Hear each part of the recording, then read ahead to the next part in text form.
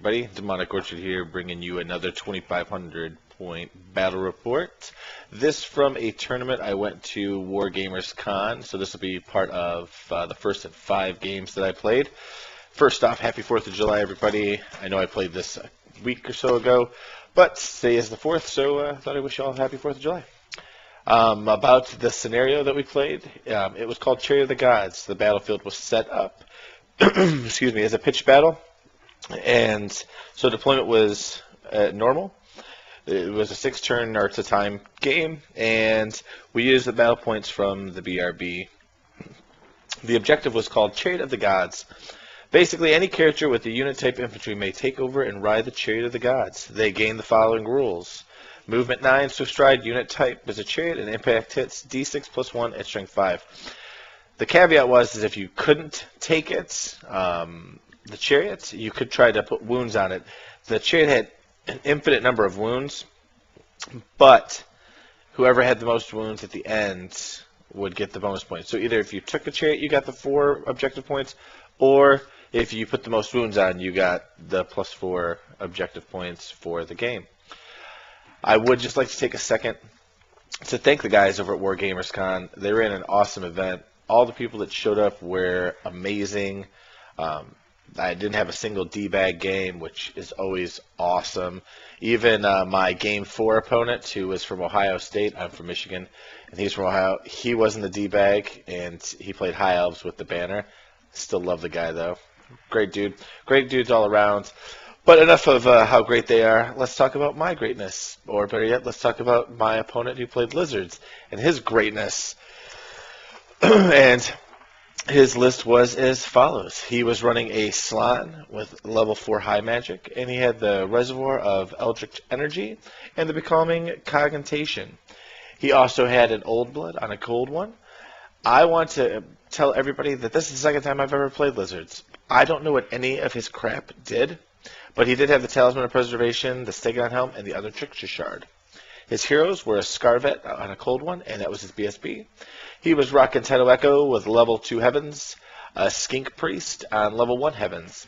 And if you don't know what Tidal Echo does, he gets D3 Vanguards to people. And you're about to see the unit that I saw when I saw it hit the table. I knew that that was going to be Vanguarded up. So, ouch. For his core, he was running a ton of skinks. Did I say a ton? I mean a butt ton of frickin' skinks. He was running 4 times 10 skirmishers with javelins, with poison, they're quick to fire, and he had shields with him. And then he was running 10 skirmishers with blowpipes. So 50 skinks. Maybe that's not a lot in a Lizardman army. I don't know. But it seemed like a lot when he deployed. And that's all that matters to me. And his special rares, whatever, I don't know where they at. He had a Croxagore in each of his 2 times 14 cohort units.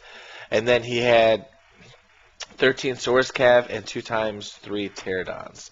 So I wasn't sure where the skink cohorts went, so I didn't put them on the slides. I don't know if they're special, if they're core of the Croxagore, or special. I don't know. And if you're wondering where my army list is, I'm glad you all are thinking about that. My army list is in a video prior to this called Wargamers Con Army List. So if you want to know my list, you can check it out. But I'll talk about it a little bit in these slides, so you'll have a general idea. It's pretty much the same list I've been running for a couple battle reports now as I practiced. So here is the magic for us. I had Cacophonic and Acquiescence, and that was the important thing. I did have Phantasmagoria, which wasn't going to help too much against Lizards, really. And then I ended up downgrading to Lash just because of the skinks. I thought strength 3 hits, I got a good shot at it. He had Heavens, obviously, and his level 4 Slime was on Death. And, Death Magic. Sucks. Here's deployment. I have my Blood Crushers on my left flank. Then I have my 53 Demonettes down in the center with a cannon, a Greater Demon, the Plague Drones. I have my Beast of Nurgle behind them, and then another cannon. I gave my Herald +2 strength, and I had the Eternal Blade and I actually rolled ASF for my Greater Demon for his gift. So it was pretty good. His deployment, as you can see here, is a huge block of Saurus cavalry. He went 5 wide with it, so yeah, it was intimidating, and you guys know what's coming forward. Then he had his cohort with a Croxagore and Tedoecho. He had Skinks with the Slan, and then he had his first unit of Pterodon Riders, and you know they're coming forward. Faux show! In the center of his army, he had basically three units of Skinks just lined up, ready to rock and roll. And I think so far all these are the Javelin Skinks. And he also had another unit of the unit of Pterodon Riders. And like I said, I've never really played against lizards like this before. I had no idea what double flea was. I now know what it is, and I dislike it. And here's his right flank. He had another skink cohort with a Croxagore in it, and those are his blowpipe skinks. I imagine he was just planning on kind of circling all around me, is kind of what I get the gist of what that army does, and then his Saurus Cav was just going to destroy my face, is what I'm thinking. So, here's what it looks like after he vanguarded forward. Now, when he vanguarded forward, all I could think of is at least I put my Blood Crushers in a position. I was like, I'm going to go after them. I'm going to see if I can't engage them. You know, charge the Pterodons, see if they flee, and if they do, I'll just redirect into the Saurus Cav, and hopefully I can do some wounds, and maybe enough to stay alive. Yeah, the best laid plans, right? So, I get first turn, and I move everything forward. Now, I forgot to take a picture of the left flank, but I did exactly what I said in the last slide. I charged with my Blood Crushers to his Pterodon, and he fled with them, obviously. I redirected, and I hit his Saurus Cav, so I am in there. That little race car, that's the chariot. I ran my Herald out into the chariot, and then I moved my Demonettes forward as well. I'm an idiot because I don't know why I thought with that much shooting that Herald was going to survive. Stupid is as stupid does, a famous man once said. But we go into the magic phase, and I roll a 6. And for all of you who don't know what the 6 is, that's the Nurgle one where you take d6 plus 3, shrink 3 hits. So my pre-magic phase does something. And I rolled 1/6 on all those units, and I hit his Skinks. I end up doing 3 wounds to the Skinks, which was pretty good. And he takes his break check, and he passes. I won't drag it out anymore. He passes the break test. So I thought, oh, that's pretty good. So then I went ahead and with my Greater Demon, I hit Lash, and I basically got all 3 units. I do a total of 4 wounds because, yeah, I mean, that's what it was. It is what it is. So nothing really bad happens. Nothing else runs off the table. So this is a picture of my cannon shooting. And I shoot my cannons both at his Slan, hoping to pick him off. And I don't, of course. But I kill, with 2 cannons, I kill 1 skink. So that was pretty good, right? And we go into combat. And in combat, he does that and I do that. So you'll see that I pop off and kill 3 of his guys. And he kills 2 of mine. And I think I'm honestly down to my last wound on my last Blood Crusher. So I'm basically on Snake Eyes, which absolutely sucks. So my plan is failing miserably. But as you can see the dice roll there. That's right. Gangster. They all come back. What? Demons. Only broken if you roll it. Yeah! So, I get saved by epic dice rolling, so at least I get to hold him up for 1 more turn, hopefully. We'll see. So, his turn looks like this. He rallies the 1 Pterodon Riders, and then he flies over top of, I want to say he flies over my big unit with his Pterodons of Demonettes. And then all the skinks just they kind of push forward, and we get ready to rumble with shooting. And this is when I learned how awesome a bunch of poison can be and what they can take down. So you'll see here that we go into his magic phase, and he puts down Comet. That's what that blue dice is. But the blue dice is really supposed to be on top of one of my Demonet's head. The third rank, it's in the third rank, and then the fifth from the left. It's right on her head. I didn't go over his magic because there's two spells he does. He does Comet, and that is like the game. So you'll see. So here he is a picture of his skinks getting ready to fire at me. And there is my Demonettes dying. So he basically shoots with like 9 guys and kills 4 Demonettes. I was pretty impressed because that's pretty good odds right there of your shooting for the Demonettes. And you know what? Those Teardown Riders, I think they flew over top of my Herald on the Chariot and dropped their rocks, whatever they do. They drop their things. I don't know. Skeet all over my demon, and there she is, dead. Stupid Teardown Riders, and they're killing my crap. God, I hate that Barker. Oh, sorry guys, wrong show. Anyway, he does it. Even though my Demonite becomes toughness 5 because of the Chariot, there's nothing I can do. He just plows into her, hits her, kills her. It just basically sucked. But I shouldn't be too mad because I rolled Snake Eyes. So we go into combat again, and he absolutely positively does it again. I kill like one guy. I flub spectacularly, and he doesn't. Go figure, because all of his characters are there. Duh, what was I thinking? Charging the Death Star, and he puts a bunch of wounds on, and I go to roll the dice again, and I rolled 3. Yeah, buddy. So I ended up keeping. The way it ends up going is I had already pulled the models when I took the picture, but I ended up having 2 wounds on my Blood Crusher, so he's still there. So I was like, this is freaking awesome. But it wasn't, because I wish he would have died right there, because then he would have reformed, I would have took my turn, and I could have reacted to it. Instead, you know what's going to happen. So we go to turn 2. And on turn 2, I learned what Double Flea is. As you can see, everything has moved up. I do charge my Plague Drones into his skinks. He couldn't get away from... He held that for his cohorts. I charged my cannon into his other skinks because he didn't want to risk it because it was so close. But my Demonettes charge 1 unit of skinks, they flee. I charge the other one, they flee. I actually rolled high enough to catch them, but I don't because they go through the units and it just... Urgh. So I don't know. And then for my magic phase, I rolled a 5. So a 5 is good. A 5 gives me dice, and a 5 could possibly, theoretically, do something to him in the magic phase. But we'll never really know because there's a thing called rolling 6s.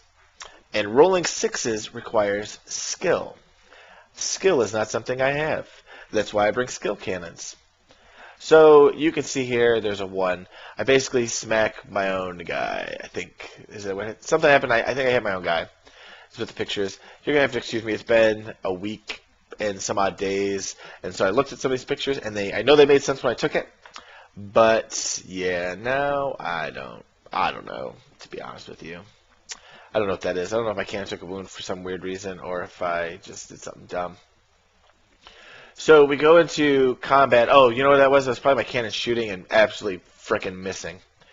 And my magic phase did nothing. So we go into combat. My cannon slams into his skinks, and I just, you know I'm going to decimate them. I kill a ton of them. I kill a bunch just off of impact hits. I kill like 3 or 4, and then we go into combat, and I kill even more. He's probably going to break, and he does. And I overrun, and I reform like so. So at least I had something going on, which was good. And the reason the Teardown Riders are there before is because they fled from one of the charges. it was the most thing I had to do with charges ever, because it was like, charge this, I flee. Okay, I redirect, roll the dice, charge that. Oh, I flee or I stay. So the tactic was awesome. It's just I've never played against it before, so I didn't know what was going on. My plague drones hit his guys, and you can see the dead pile picking up in the back there. He actually gets a wound through in shooting, but it doesn't matter. He has 3 guys left when it's all said and done. They run. I, of course, don't catch them, because why would my hovering guys catch quick little lizards? Stupid snakes. Urgh. And my greater demon who was fighting there, you can see that's his skink priest. And the reason there's a 1-2-1 there is because he needed snake eyes for his stupid little guy not to run away. And guess what he rolled? Can you guess? Oh, that's right. 1-2-1. So guess what didn't happen? He did not run for me. And I was very sad. And since I was very sad, I should have just skipped this slide, because I'm sad all over again. And in a combat, you obviously see what was going to happen here. I had 1 wound left. So much pain. My blood crushers. I don't know what they really do. I still can't use them effectively. It just hurts. It's painful. It was probably a bad matchup on my part. I really should blame them. I should blame the general who threw them into the suicide mission, which was, that many source cav. But after he kills me, he gets to reform, and you'll see how he reforms. Because of all the failed charges with the double fleas, and I wasn't thinking, of course, there is his cav unit. And this is going to freaking hurt. Because basically, my whole left flank just went away with the blood crushers. So, yeah, not pretty. Oh well, my Daemons might be able to take him. I don't know. So here's his turn 2. He rallies everything. He puts the Pterodon Riders in front of my cannon, which is awesome for him, I guess. Not for me. And he puts his cav into my side of my Demonettes, and I really think that I might be okay here, possibly, but then I realize that my Killing Herald isn't there. And he kind of just gets ready. He starts moving a little bit out of the way of my Greater Demon, but not enough, I don't think, for skinks. So he flies over top of my Plague Drones and puts another wound on him when he drops some rocks, which definitely sucked. But that little bit of sucking is nothing compared to the suck that is about to happen during this ridiculous magic phase. Because he has a Death Slan. And the Death Slan, when he moved him, I didn't realize why he did it, but he did it so that he would cast Purple Sun. And I kept thinking to myself, please misfire, please misfire, please misfire, please misfire. And if you were wondering what I was thinking, please misfire, please misfire, please misfire. But he basically did the exact opposite of what a misfire is. And he rolled a freaking 30. A freaking 30. And now that I'm looking at the picture, I wonder if you can actually shoot it in the direction that the range can actually go through your guys. I'm sure it can. But you can see what it went over. My Plague Drones. My Plague Drones with frickin' initiative 2. So I pick up my 3 dice, and then I'm like, 1 in 3 chance. I got to keep one of these things, right? No, I don't have to keep any. Why would I keep any? Because when I roll really good for leadership, snake eyes, 3s, which is epic. But I roll horrible when it comes to initiative. C'est la vie, Plague Drones. So that wiped out a whole unit. And now I'm actually kind of worried here that I'm down points. So, yeah. The other blue dice that's sitting there now, that's another comet. He's got 2 comets. Just so brutal. Again, I should know what things do because I play the game, but I think you have to have experience and stuff to really appreciate what certain things actually do. So we go into shooting, And he puts 3 wounds on my cannon right there. And I really think that he thought he would pop it. But think of this. He put 3 wounds on me with a bunch of shooting, and I have a 3-up armor save followed by a 5-up ward save. So my dice they kind of failed me. I mean, no, they failed me. There was no kind of to it. That was a freaking effing fail. So we go into combat, and you can see a lot of demonettes are dead. Go figure. And I might have killed one guy. I doubt it. So I lose a bunch of guys. I mean, that's just the way it is. And there's nothing I can do about it. So, whatever. I was hoping for a little bit better, but I forgot how many wounds those things are going to do.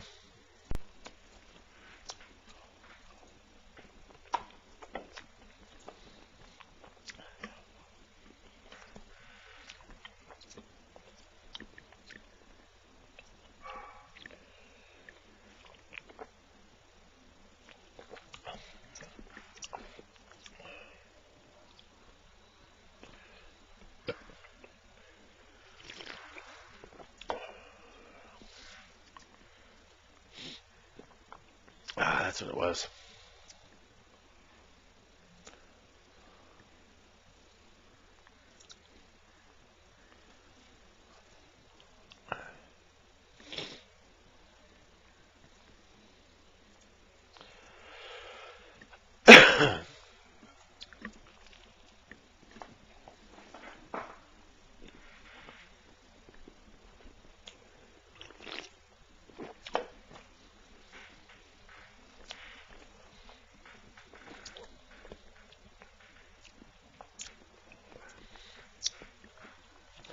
So I want to apologize here, guys. We go into turn 3, and I completely forgot to take a picture of what the board looked like after movement. I don't know what I was doing. I was really concentrating because the game was swinging, and I think I just forgot to pick up my camera and do it. But I will tell you that I charged a bunch of things, and they all ran away from me. So, yeah. It ran. Stupid lizards. But we pick it up in the magic phase, and what you're looking at here is his comet going off. So, yeah, it was a 10. He rolled a 10 for the distance of the comet on the first one, and he ends up rolling an 11 for the distance of the 1 charge. So the 3 charged one goes 10 inches, and the other one goes 11, which is big enough to hit the Saurus unit, the Cav unit, which is just awesome. So if you look here, that is the bubble effect, and he does 13 on his Saurus Cav, he does 8 on me, and 6 on my Beast of Nurgle. I will make this trade every day, all day. And when he rolled the 10, he was like, oh my god. And I'm like, oh yes. Because it's like strength 8. I don't know what the strength of it is because it's got the +3. But basically, he just completely got rid of his armor save. So I was okay with that. And after all is said and done, you can see there's the movement tray because he killed all of them. So big shout out to you, homie. Killed all your guys for me. I don't think that if the comet doesn't work, I think I probably lose this match, or I have to completely rethink of what I'm doing, because he basically killed 480 points, or 420 points right there, right then. So I might have gotten it, I might not have, we'll never know. But I will say that he definitely, he kills 5 of my my demonettes. I don't know why I keep saying and I don't know why I keep brain farting on what my units are, because that just doesn't make any sense whatsoever. But he kills 5 of my demonettes with that, and he ends up killing a couple of, he kills 1 Beast of Nurgle, which kind of sucks, but it is what it is. I mean, I'll trade a Beast of Nurgle for 420 points too. And here's a picture of all, like, the complete and utter destruction afterwards of all the comets going off, because then he had another comet go off and it hit my demonettes again, and of course it kills a bunch, and he doesn't really do anything to the Beast of Nurgle because they don't care about that low strength one. But he does sneak 2 wounds, or 3 wounds in on my cannon up there in the middle of the table, so that was definitely a little depressing. And then on my magic phase, I went ahead and cast Acquiescence on Teto Echo's unit. And the reason being is, at this point in the game, after that happened, I didn't want to risk cacking. I think I might even try to cack Teto Echo, but that's what he dispelled. And I just went through Acquiescence on, because I thought if I charge him, I don't want him going away. I don't want him going anywhere at all. So that's where they stayed. That's what went off. So we go into combat, and I sit there, and basically my demonettes are punching bags round after round. But they're lasting quite a few combats. It's taking a long time for all those Saurus Cav to go through that many demonettes, which made me very happy. It was good for me. I really think so. And this right here is on his turn. We go into his turn, and this is his movement phase. You can see everything rallied in the upper left-hand corner. Teto Echo, he turned to face my Greater Demon because he knew it was coming. And I just basically get ready to get just wrecked by that Cav unit. He didn't have much in magic. Either he didn't do anything or he rolled really low for magic phase, but nothing happened. So we go basically right into combat, and he kills all of my demonettes. So all the demonettes are gone, and that's 500 points right there. All my core is in that huge block. So we just traded points on units. So he's actually up again. So it's definitely a slugfest going on right now, as far as that's concerned. And that's what you see here. It's just a little bit prettier of a picture. I now know, looking at this, I was thinking about throwing my Greater Demon into it, but I know I need to get to a Slan. I know I need all the points for a Slan, and that's what's going to help me win the game. So he thought he was positioned up that I would just charge everything in, and he could eventually get a Slan out of there. I was having none of that. So on my turn, I run my Greater Demon around Teto Echo and kind of corner it so there's nowhere for them to go. Like, they're going to have to deal with my Greater Demon. I slam my Chariot into his block of heroes, and I slam my Chariot into the Kroxigor cohort unit. And I really thought that I would do a ton of damage to those skinks, and I was just praying that the Kroxigor was going to whiff. That's what I was praying for. On my magic phase, I go ahead and I cast Cacophonic. And when I cast Cacophonic, that's what I rolled to cast it. He has no Dispel Scroll. I don't remember the number I rolled for it, but it goes off. So I cast Bubble Cac, I don't miscast, and I roll just a ridiculously high number, which is, that's what you want to happen. If you're gonna roll it, you want to roll 5s and not 6s when they don't have a Dispel Scroll. And he didn't get the Irresistible Dispel. So I kill a bunch of skinks, which isn't a big deal, not a big deal at all. And now the random movement, and I am super okay with some random movement, because now I know that he can't get away from me. He's going to have to deal with my Greater Demon, who is just going to annihilate units, and that's my goal, is to annihilate them.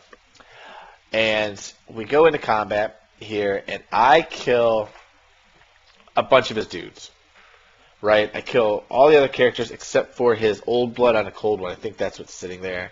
I want to say that's the one with the Talisman of Preservation, the Stegadon Helm, and the other Trickster Shard.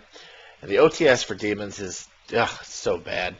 But I was happy because I got a bunch more points. So hopefully I can kill him off with the Beast and Nurgle. But we'll see. You'll see here that this is after combat with Teto Echo's unit. I do a ton of wounds to Teto Echo's unit, and he snuck 2 wounds through with the Kroxigor, and I was like, argh, holy crap, because I put wounds on the Kroxigor, I put wounds everywhere. I was like, if I can just win combat, I could probably break Teto Echo. I just need not to die. Well, I died. So it was a gamble, think big, win big, or something like that. He reforms Teto Echo, and he faces the objective, because now he's going to get the objective, and there's nothing I can do about it whatsoever unless I can pop his guy. And you'll see that my cannon's gone because his his old blood just wrecked its face with a great weapon. So nothing I can do about that. Oh well. So we're in at turn 5 at this point. I think it's actually the bottom of his 5. And I know I put the slide in here is because at this point in the game, I'm actually losing. I know I'm losing. I have nothing on the board left except for the Beast and Urgle, and I have a Greater Demon, which is a lot of points. But he's got Tedoecho, a Slan, and his Old Blood. So, and the 3 Skink units. So he's up on me, I know for sure. So, oh, you know what the picture was before of him killing my cannon? That was him actually, that was his turn. But I charge in on his Skinks on my turn. I'm sorry about that, guys. And he flees. I catch him, redirect into his Slans unit. And let's face it, it's all over with the Cryon for the Slan. There's nothing he can do about any of it. And I think on his magic phase he kept casting whatever it was that makes me, it's harder for me to hit him or something like that. I don't know. At this point the game's really picking up. So my pictures are sporadic. It's because they called basically like we had like 5 minutes left to finish the game. So I was still trying to take pictures and try to finish the game because it was taking a long time. But in combat, I do kill his Slan. I kill the Skinks. They're all dead. Everything's gone. I was super excited. So it was really good for me. But now at this point, he has to kill my Greater Demon in order to pull off the win. But he knows that that's probably not going to happen because my beasts are in combat with his guy. So he's very comfortable right now just taking the win, or taking the loss with the max bonus points. And you'll see on his turn, he runs Tedoecho out. My Beast and Urgle and his General. I can't hurt the stupid General because Strength 4. He's making all of his armor saves. My Beast, he can't hurt my Beast. I'm rolling my regen. I think he pops like a wound through here, but I have a flank.